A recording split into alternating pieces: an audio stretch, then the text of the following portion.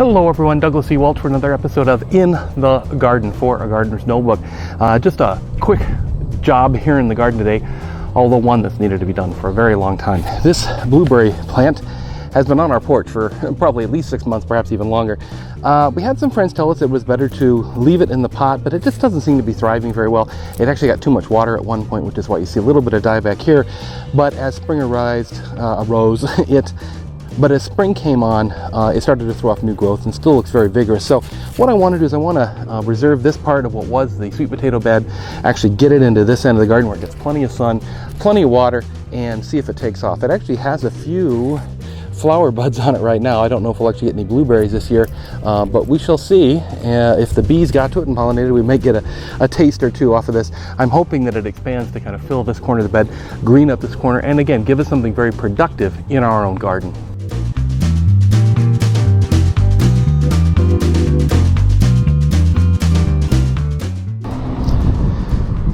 Now this bed, since it was already planted in sweet potatoes last season, and then we used the cultivator to turn everything over, it's actually very well tilled. So I'm kind of looking to see where I want to put this. I think down here at the end of the bed, maybe like right about there. How about that?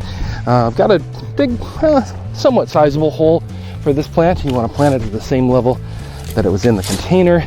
Give it a nice, good chance of taking off and thriving in this area. It'll be on the soaker hose here, as you see, so that'll mean that it will get regular watering even in our driest months, which for a plant like blueberries, which don't traditionally grow here in Southern California, this is supposedly a variety adapted for our area, but should help it thrive throughout the hot summers and then be productive next spring as well.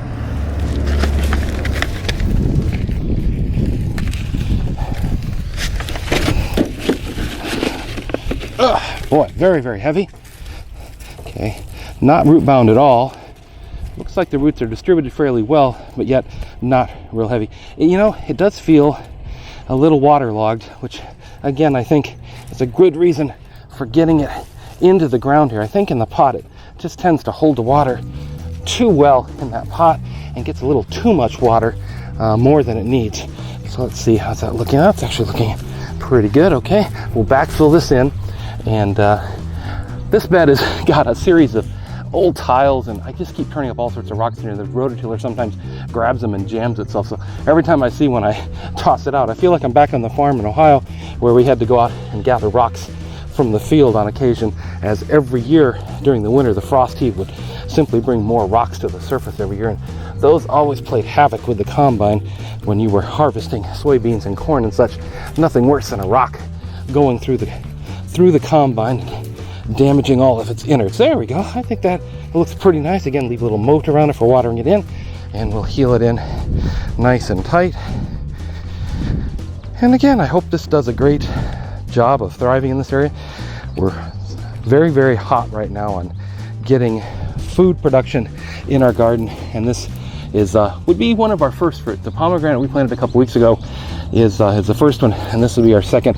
We do get a few strawberries, but I'm actually going to be doing a project of transplanting some of the strawberries from that container into the garden itself, because they're, again, not thriving very well in the container, and hopefully they'll spread throughout one of the other food beds we have just to my right. So that's it for this episode of A Gardener's Notebook. I hope you've enjoyed it out here in the garden, as we say. For more information on The Gardener's Notebook, visit douglasewelch.com. There you'll find links to A Gardener's Notebook, as well as everything else that I do, including career opportunities, technology IQ, careers in new media, and more.